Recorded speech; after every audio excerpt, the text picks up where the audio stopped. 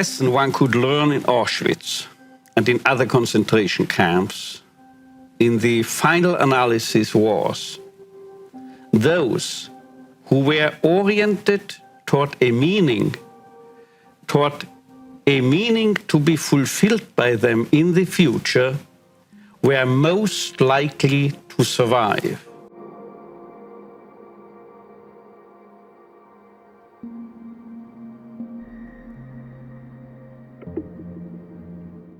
It was very easy to lose the desire to live.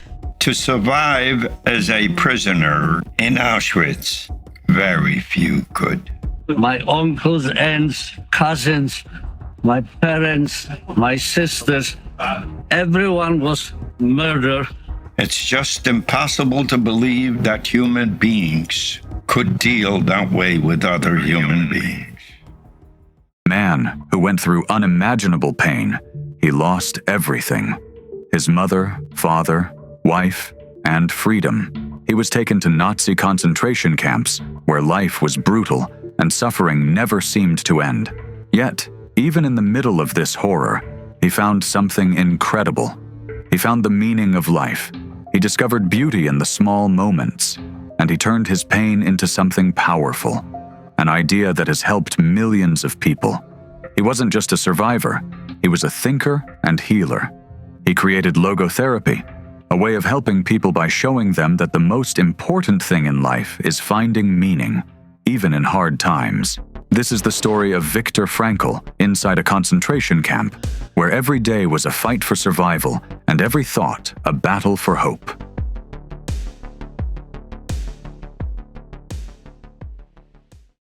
Viktor Frankl was born on March 26, 1905, in Vienna, Austria. He grew up as the middle child in a Jewish family. His father, Gabriel, worked as a civil servant, and his mother, Elsa, cared for their home. Even as a young boy, Viktor was curious about psychology. While still in junior high school, he took night classes to learn more about it.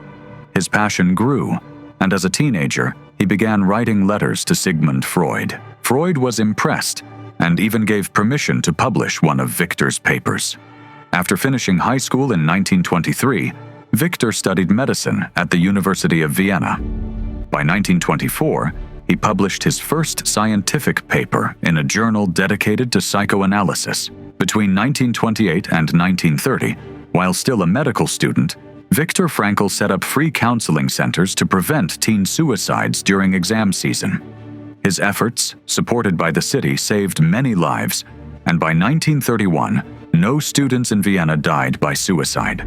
After earning his medical degree in 1930, Viktor worked at Steinhoff Psychiatric Hospital, focusing on suicidal women. He later opened a private practice, but his work was disrupted in 1938 when the Nazis took over Austria. In 1940, Viktor joined Rothschild Hospital, the only hospital still open to Jews. As head of neurology, he secretly helped many patients avoid Nazi euthanasia programs targeting the disabled. In 1942, just 9 months after his marriage, things changed in his life.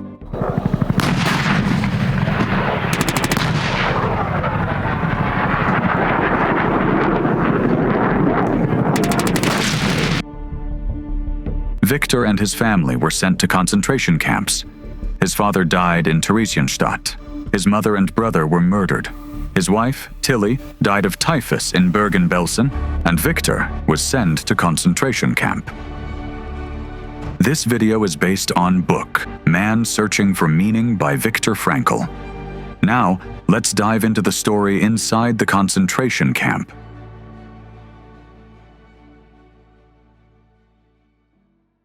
This is not a story of famous heroes or well-known prisoners. It is about the forgotten ones, the ordinary prisoners in concentration camps whose names and lives faded into silence. They suffered the most, unseen and unnoticed. Among them were the capos, prisoners given special privileges. They rarely went hungry, often living better in the camps than they ever had before. To keep their position, many became cruel, sometimes more brutal than the guards. They beat fellow prisoners without mercy, enforcing the camp's harsh rules. Capos were chosen for their willingness to obey. Those who refused were quickly replaced. Over time, they became as cold and ruthless as the guards themselves. To outsiders, life in the camps may seem like a tragedy of pity and sorrow. But inside, it was a relentless fight for food, for survival, and sometimes for the sake of a friend. Prisoners were told they were being moved to another camp, but most knew the truth. They were going to the gas chambers. The sick and weak, those unable to work, were chosen first. They were sent to camps with gas chambers and crematoriums. The selection process was chaotic. Prisoners fought desperately to avoid being chosen, sometimes trying to save themselves, sometimes a friend. But everyone knew the harsh reality. For every person saved, someone else had to take their place. Survival became the only goal for themselves and their families. Each transport needed a set number of prisoners. To the authorities, it didn't matter who went. Prisoners were just numbers, not people. When they arrived, all personal belongings and documents were taken. Some lied about their names or jobs. In camps like Auschwitz, numbers were tattooed on their skin and sewn onto their clothes. Guards didn't see faces, only numbers. A single glance at your number could mean punishment or death. Capos were chosen for their cruelty, with few exceptions. Survival in the camps often meant losing one's morals. After years of transfers and hardship, only those willing to lie, steal, betray, or use violence managed to stay alive. Survival came at any cost. Those who returned owed it to luck, or what some might call miracles. But they carried a painful truth. The kindest and most selfless among them were the ones who didn't survive. Viktor Frankl, prisoner number 119th, wasn't employed as a doctor in the camp until the final weeks. Most of the time, he did hard labor, like digging and laying railway tracks. Once, he was tasked with digging a tunnel alone. For this, he earned a small reward. Just before Christmas 1944, Frankl received 2 premium coupons from the construction firm that rented prisoners as slave labor. Each coupon, worth 50 pfennigs, could be traded for 6 cigarettes, or, more importantly, 12 bowls of soup. For starving prisoners, the soup was a precious lifeline. Smoking was a privilege for capos, or those doing dangerous tasks. But when an ordinary prisoner smoked their own cigarettes, it was a sign they had given up hope. These men, having lost the will to live, rarely found it again. 1,500 people were packed into a train. Traveling for days, each carriage held 80 passengers, forcing them to lie on their few belongings.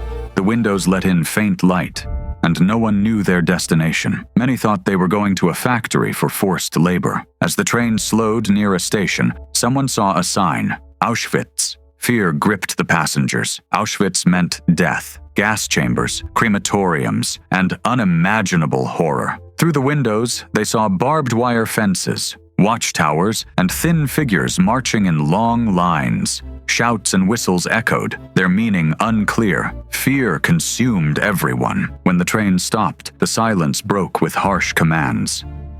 Auschwitz had become a hub of stolen treasures, gold, silver, and diamonds, controlled by the SS. 1,500 captives were crammed into a freezing shed meant for 200. There was no space to sit or lie down, and they shared a small piece of bread over 4 days. Senior prisoners bargained with the receiving party, trading treasures for liquor to numb their pain. Others, forced to work in the gas chambers and crematoriums, drank endlessly, knowing they would one day be replaced and meet the same fate. Even when told to leave their belongings and form 2 lines, men on one side, women on the other. They passed a tall, composed SS officer who decided their fate with a flick of his finger, left or right. Someone whispered, "Right means work. Left means a special camp." They didn't know what lay ahead. Viktor Frankl tried to blend in, hiding his bag under his coat, knowing it could get him punished. When it was his turn, he stood tall and appeared fit. The officer hesitated, placed his hands on Frankl's shoulders, and slowly turned him to the right. That evening, the true meaning of the officer's gesture became clear. It was a selection, deciding who would live and who would die. For 90% of the prisoners sent to the left, it meant death. They were marched straight to the crematorium, where the word bath was written above the door in different languages. Prisoners were handed soap before entering. Those sent to the right faced only temporary survival. Survivors of the first selection were forced to run past electrified fences to a cleansing station. There, SS guards seemed almost kind, speaking softly and even smiling. But their kindness had a purpose. They wanted prisoners' belongings, especially watches. "You'll have to hand everything over anyway," they said, persuading some to give up willingly. For a brief moment, it almost felt humane. But Viktor and the others soon realized that kindness always came with a price. The prisoners waited in a shed near the disinfecting chamber. SS officers arrived, ordering them to throw all their belongings, watches, jewelry, and everything they had, onto blankets. Some hopeful prisoners asked if they could keep sentimental items like wedding rings. Their questions were met with laughter from experienced prisoners who knew everything would be taken. Suddenly, loud commands and blows drove them forward. In the next room, an officer instructed them to undress in 2 minutes. Panic set in as prisoners stripped off their clothes, and the sound of leather straps whipping through the air filled the room. They were shaved completely, every hair removed, before being led to the showers. To their surprise, real water sprayed from the pipes, offering a brief sense of relief. But standing naked, they felt the crushing truth. Everything they once had was gone. That evening, a senior prisoner warned that anyone caught hiding valuables would be hanged. In that moment, the prisoners understood. Nothing was left, not even their dignity or identity.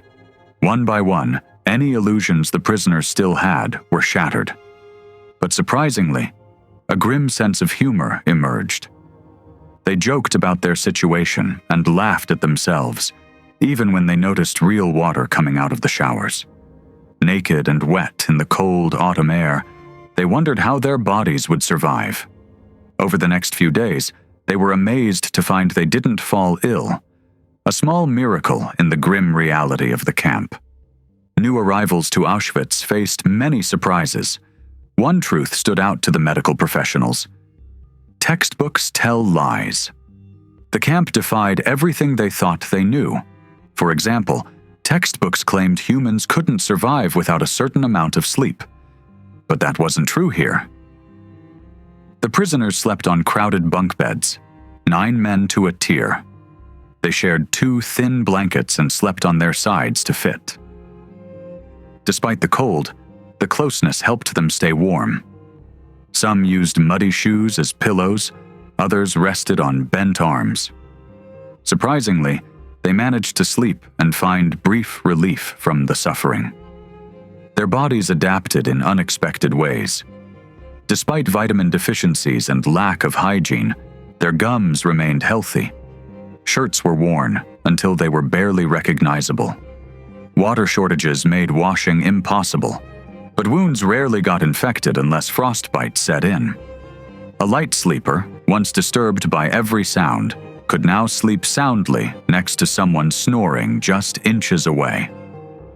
The prisoners in Auschwitz could relate to Dostoevsky's claim that man can get used to anything. They had no choice but to adjust to the unimaginable. Almost everyone thought about suicide. The hopelessness, the constant threat of death, and the loss of friends made it feel like the only way out.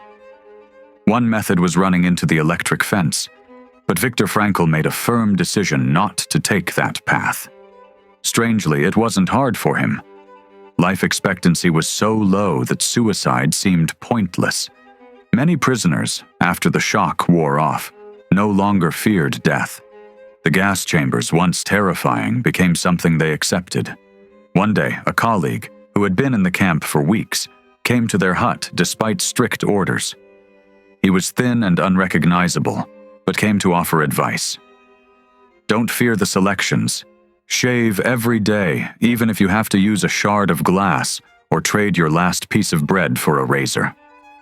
looking healthy and fit for work is key. If you look sick, you'll be sent to the gas chambers. Life in the camps made people lose their sense of reason, and this was normal. Psychiatrists knew that extreme situations led to unusual reactions. New prisoners experienced shock, fear, and disbelief at first. But soon, they entered a phase of apathy. They became emotionally numb, almost like they had mentally died. Despite their apathy, some emotions remained, especially a deep longing for home and family. This feeling could become overwhelming, consuming them.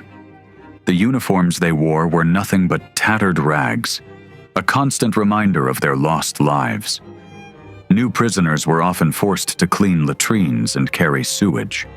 If any sewage spilled on their faces, showing disgust or trying to wipe it off could lead to a blow from a capo.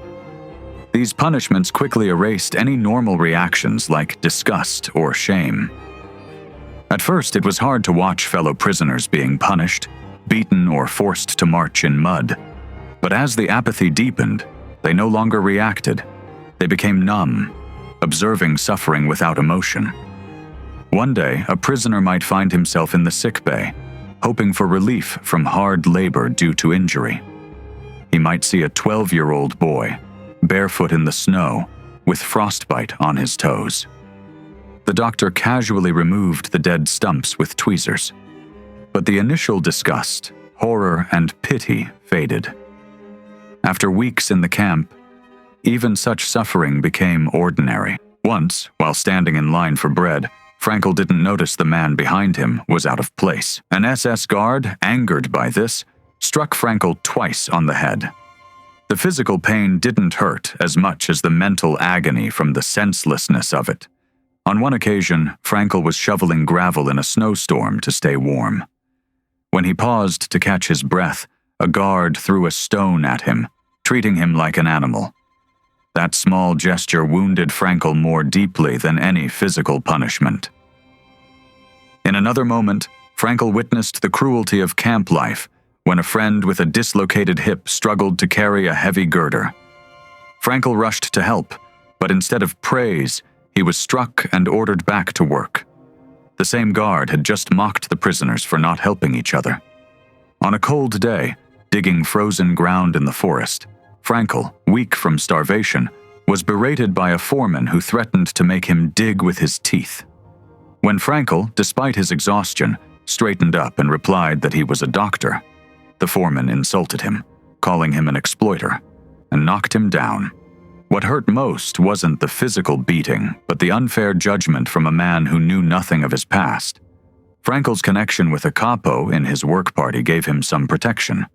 The capo valued Frankl's willingness to listen and seek advice, keeping him close to the front of the morning lineup, where he was less likely to be chosen for harsh work. However, even front-row prisoners could still face brutality, as kicks and shouts could silence them in an instant. Despite the pain of his swollen legs and frostbitten feet, Frankl's position at the front allowed him to march at a steady pace, avoiding the beatings others faced further back. The capo also ensured Frankl received a few peas in his soup, offering him small but important kindnesses. After a conflict with a foreman, the capo even moved Frankl to a safer work group, potentially saving his life. Frankl observed some foremen who, despite the camp's cruelty, showed empathy for the prisoners. When they understood the prisoners' dire circumstances, living on little food, unsure about their families, and constantly fearing death, they became more understanding. Food dominated the prisoners' thoughts. Whenever they had a break, they would fantasize about their favorite meals, sharing recipes and imagining a future reunion. But Frankl knew these discussions were dangerous. They offered a temporary escape, but also fed illusions that could harm the body. The small rations they received, watery soup, a bit of bread, and an extra allowance, were nowhere near enough to sustain them through the physical labor and cold they endured. As the prisoners lost the last of their body fat and began to consume their own muscles. Their strength quickly faded. The sick, unable to work, suffered even more. Death was always present, and the prisoners could often predict who would die next, sensing when their own time might come. Every day, as they searched for lice, they saw how their bodies had become weak and wasted. Deep down, they knew they were no longer in control of their bodies. They had become just another part of the suffering and decay that surrounded them. Frankl reflected on how the prisoners were consumed by the constant longing for food. This desire went beyond simple nourishment. It symbolized their hope that one day their suffering would end. Even the strongest prisoners dreamed of a time when they wouldn't have to think about their next meal. The hardest part of camp life was the awakening, when the shrill whistle tore them from sleep and reminded them of their harsh reality. Their swollen feet and frozen shoes were constant struggles. Despite all this, Frankl found small comforts, like taking a piece of bread from his pocket and savoring it as best as he could. In such extreme deprivation, basic human instincts like sexual desire faded. Frankl noted that there was little sexual activity in the camp, which was unusual for an all-male environment. The prisoners' dreams were less about physical desires and more about the deeper emotions they had suppressed in their daily suffering. Viktor Frankl's journey from Auschwitz to a camp near Dachau brought him past Vienna, where he caught a glimpse of the street where he had once lived. But in the overcrowded train car, his longing to see his hometown one last time was met with indifference from the other prisoners. They dismissed his request to look out the peephole, telling him he had already seen it enough during his life. In that moment, Frankl felt like a ghost, disconnected from a world that no longer belonged to him. The emotional numbness that overtook the prisoners was a survival mechanism. They had no energy left for anything beyond staying alive. In the camp, life outside seemed distant, and cultural life had nearly disappeared. Prisoners discussed politics and religion, and rumors about the war circulated, often offering false hope. These rumors caused mental torment, leaving many prisoners in a state of constant uncertainty. Some held on to optimism, while others were crushed by disappointment. Religion became a source of strength in the camp.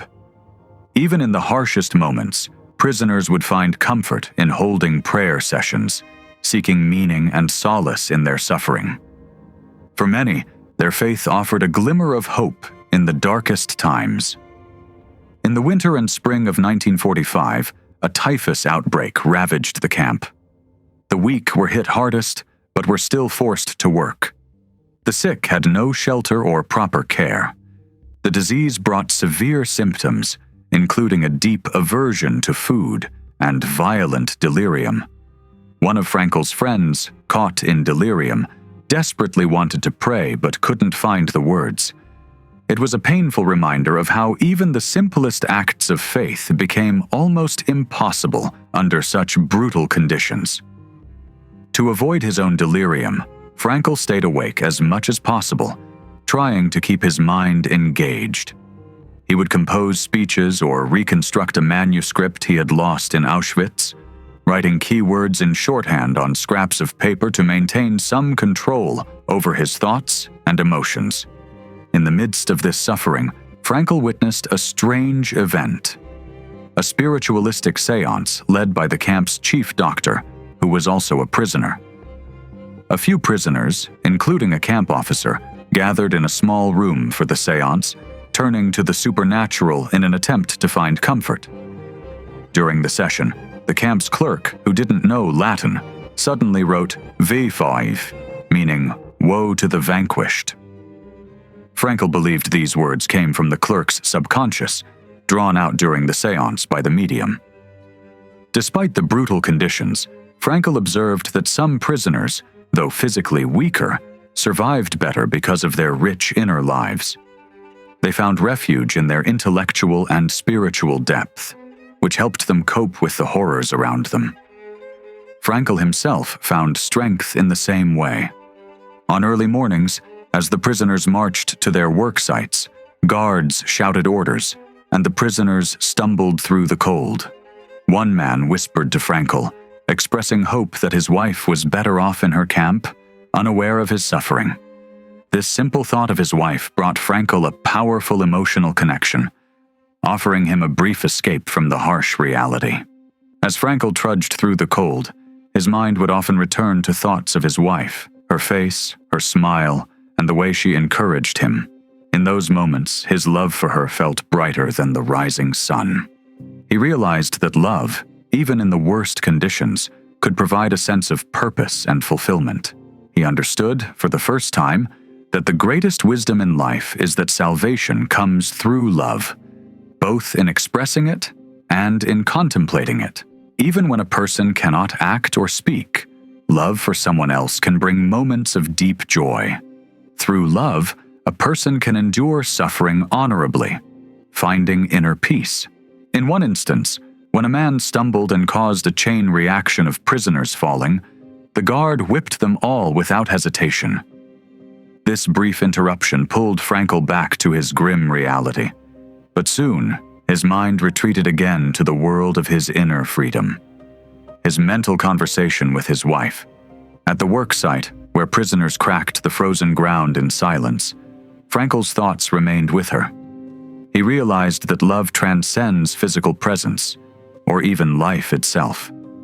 Whether or not she was alive didn't matter. Love's deepest meaning lay in the spiritual connection to the person's essence, their inner self. Even if he had known she was gone, the love he felt and the vivid image of her would have remained just as powerful. Love, he thought, was as strong as death. Amidst the suffering, prisoners also found solace in the beauty of art and nature. During a train journey from Auschwitz to a Bavarian camp, the prisoners, who had long since lost hope, were mesmerized by the Salzburg Mountains glowing in the sunset. For those brief moments, the beauty of nature offered them an escape, transcending their despair. Even in the harsh conditions of the camps, nature offered brief moments of beauty. Frankl remembers a time when a fellow prisoner urged everyone to step outside to witness a sunset. The sky, painted in blood-red hues, contrasted sharply with the gray surroundings. One prisoner quietly said, "How beautiful the world could be," a reminder of life's potential for beauty, even in suffering. In the camp, even small moments of art and creativity helped prisoners endure. They set up a makeshift cabaret, performing songs, poems, and jokes to forget their pain, even if just for a while. One prisoner sang Italian arias during lunch, earning an extra ladle of soup. Even the camp's harshest figures, like the murderous capo, expressed themselves through poetry. These small acts of connection, humor, and creativity brought a sense of humanity to a place designed to strip it away. In the camps, humor became a powerful refuge for Viktor and the other prisoners. It was a fleeting escape, allowing them to rise above their suffering, even if just for a moment. Viktor and a fellow prisoner, a surgeon, would joke about life after liberation, imagining absurd scenarios to lighten their days. These small moments of humor offered a glimpse of hope, a way to cope with despair. Viktor believed humor was an art, a skill that could be practiced even in the darkest of places. He explained suffering as like gas filling a chamber. Whether the pain was big or small, it consumed the soul. But even the smallest joys could offer immense relief. For example, during a transport from Auschwitz to Dachau, the prisoners feared being sent to Mauthausen, known for its brutal conditions. When the train turned away from the bridge leading there, they erupted in spontaneous joy, celebrating the small relief. When they finally arrived in Dachau, despite the grim conditions, they learned the camp had no gas chambers. This news brought unexpected laughter and even jokes, as the prisoners realized they weren't facing immediate death. These moments of joy were small but significant, proving the resilience of the human spirit. One day, after returning from work, Viktor waited for soup. The cook served everyone equally, without favoritism. This small act of fairness brought a sense of dignity, showing that even in the darkest times, kindness could shine through and offer hope. Prisoners instinctively tried to blend in, seeking the safety of the center of the formation during marches to avoid attracting attention from the guards. Standing out could lead to punishment, or worse. Luck, quick decisions, and staying unnoticed were essential to survival. Prisoners had nothing but their frail bodies, and their clothes were valued only if someone else needed them. Compassion was rare, and most did whatever they could to improve their chances of staying alive. Frankl followed a simple rule: answer questions truthfully, but never offer extra information. Once, he found himself in several rounds of selections, uncertain of his fate. By chance, he ended up back with his original group. He came to realize how easily life or death could be decided by random choices. When a transport to a rest camp was announced, Frankl's fellow prisoners were skeptical, fearing it was a trick. Some believed it was a ploy to send people to their deaths. Frankl's name was added to the list, but a kind doctor secretly told him he could remove his name if he decided before the deadline. Once again, survival came down to a quick and uncertain decision. Frankl chose to stay with his friends, trusting fate, and made a final will to a close friend, Otto, asking him to tell his wife how deeply he loved her if he didn't survive. Surprisingly, the transport wasn't a trick. It took them to a real rest camp. Ironically, those who stayed behind suffered worse, as famine and even cannibalism took over the old camp. By letting fate decide, Frankl unknowingly saved his own life. Frankl reflects on the fear that gripped many prisoners when faced with crucial decisions, knowing that one choice could mean the difference between life and death. In the camp, the fear of fate consumed the prisoners, much like the Persian servant's panic after encountering death. Decisions had to be made in moments of desperation, and the weight of those choices felt unbearable. The fear of making the wrong decision was constant, as any choice could lead to life or death. Viktor Frankl describes one such moment of turmoil when he was given a chance to escape. As the battlefront drew closer, he was smuggled out of the camp under the guise of a medical consultation, meeting with members of the resistance. But last-minute complications forced them to return. Upon their return, Frankl and his friend searched for provisions in an abandoned hut once occupied by female prisoners. Amid the chaos, Frankl discovered a tragic sight: a woman's lifeless body discarded among the wreckage, a stark reminder of the brutal realities of camp life. Later, Frankl had another opportunity to escape. As he packed his belongings, his food bowl, a pair of mittens from a deceased patient, and some notes, he checked on his patients. When he reached his countryman, who was near death, the sadness in his friend's eyes made Frankl question his decision. The weight of leaving his comrades behind made the decision to escape unbearable. In the end, Frankl chose to stay with his patients, and in that moment a sense of peace washed over him, despite the uncertainty of the future. When the camp prepared for evacuation, Frankl learned that the remaining prisoners, those too sick to be moved, were to be burned with the camp. As he and his friend waited, they realized they might not survive. But this moment of despair led them to make another decision: to escape. In the final days of his time at the camp, Frankl and his friend were tasked with burying 3 men outside the barbed wire fence. They smuggled their belongings inside the coffins, hoping to escape the inevitable fate that awaited them. The first 2 trips to bury the bodies went smoothly. Frankl and his friend managed to hide their rucksacks with the dead, but on the 3rd trip, their plan faltered. As Frankl anxiously waited for his friend to return with food, he envisioned the freedom just within reach, hoping to escape the nightmare of the camp. But then, unexpectedly, the camp gates opened, and a red-crossed vehicle rolled in. A delegate from the International Red Cross had arrived, and the camp was now under its protection.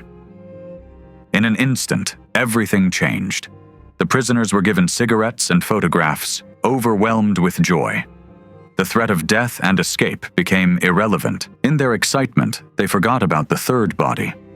As they hastily buried it, a guard, who had been indifferent up until then, joined them in offering a prayer. The prayer, asking for peace, carried deep emotional weight, an unexpected moment of humanity and connection amidst the suffering. Viktor Frankl reflects on this final day, filled with hope. The Red Cross delegate had promised no evacuation, but the very next night, the SS arrived with trucks, telling the prisoners they would be exchanged for prisoners of war. However, Frankl and his friend were overlooked in the selection and were left behind, sitting with their rucksacks.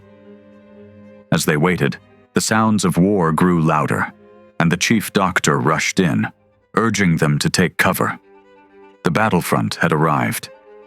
The following morning, a white flag fluttered, signaling the end of the immediate danger. But weeks later, Frankl learned the cruel fate of those who had been taken in the trucks. They were locked in huts and burned alive, a stark reminder of how fragile life was in the camp and how fate could be so arbitrary. Camp life seemed to suggest that humans were mere products of their circumstances, shaped by biological, psychological, and sociological forces beyond their control. Frankl wrestled with the idea that even in the harshest conditions, there might still be a spark of spiritual freedom, the power to choose one's reaction. Could a person maintain their dignity and sense of self when faced with relentless dehumanization? Frankl's reflections on this question were deeply personal, born out of his struggle to reconcile his role as both a doctor and a prisoner. He began to see that, while the environment dictated much of life in the camp, the inner choice to hold on to meaning and humanity could not be entirely stripped away. Even in the depths of suffering, Frankl discovered that the ability to choose one's attitude was the ultimate freedom. Even in the darkest depths of the concentration camp, Viktor Frankl believed that human freedom still existed. Frankl believed that life's meaning isn't limited to joy or creation, but extends to how we face suffering. Even in the darkest moments, like in concentration camps or battling illness, meaning can be found in how we respond. Drawing on Nietzsche's quote, "He who has a why to live for can bear with almost any how," Frankl emphasized the power of purpose. Without a clear why, many prisoners lost the will to live. Finding meaning, even in suffering, was essential to their resilience. Viktor Frankl stood at the camp gates, staring into a world he had dreamed of for years. Freedom. The word felt foreign now, hollow even. They had whispered it in the dark, clung to it in their nightmares. But standing here, it felt unreal. The guards, once merciless, now passed out cigarettes, their uniforms replaced with civilian clothes. Everything had changed, yet nothing felt right. Slowly, he and the other prisoners began their first steps beyond the barbed wire. Their bodies, frail and starved, trembled with each stride, but still, they moved forward. Fields of wildflowers stretched endlessly before them, vibrant and full of life. But the beauty felt distant, like a world they no longer belonged to. They saw the colors, the light, the open sky, but their hearts remained numb. It was as though the gates had closed behind them, trapping their souls inside. Then, for the first time, a faint flicker of hope stirred within him. A tiny spark, but a spark nonetheless. In the days that followed, life slowly began to return. Their bodies adjusted first, hungrily consuming food as if to reclaim the time lost to starvation. Their minds, however, moved at a different pace, heavy with the weight of trauma. Speaking felt impossible at first, but then, like water breaking through a dam, the stories came. Memories pouring out, voices raw with emotion. One day Viktor knelt in a meadow, the vastness of the world stretching around him. He pressed his hands into the earth, tears falling silently. Over and over he whispered to himself, "This is real. I am free." It was not a cry of joy, but a quiet affirmation, a fragile beginning. The road to healing was not easy. The scars of the past clung to him, and each step forward felt like climbing a mountain. But step by step, moment by moment, Viktor learned to feel human again. He walked through the countryside, the larks singing overhead, their melodies breaking through the silence in his heart. The sky was endless, the air alive with freedom, and for the first time in years, he breathed deeply. He stopped, overwhelmed by the vastness of it all.